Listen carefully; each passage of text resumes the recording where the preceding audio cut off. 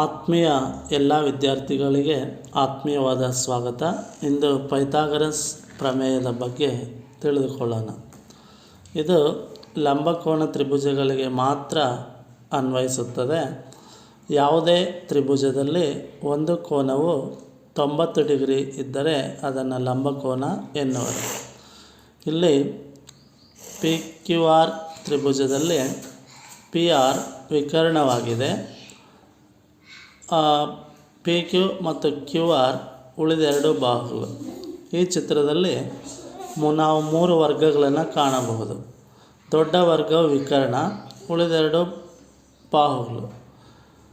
ಇದು 4 centimetre, 3 centimetre, 5 centimetre.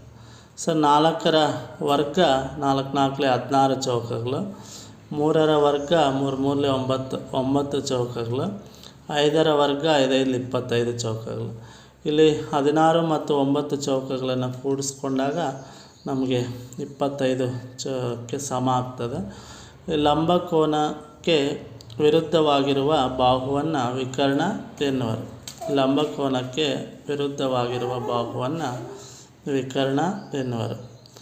ಒಂದು ಲಂಬಕೋನ ತ್ರಿಭುಜದಲ್ಲಿ ವಿಕರ್ಣದ ವರ್ಗವು ಉಳಿದೆರಡು ಬಾಹುಗಳ ವರ್ಗಗಳ ಮೊತ್ತಕ್ಕೆ ಸಮನಾಗಿರುತ್ತದೆ.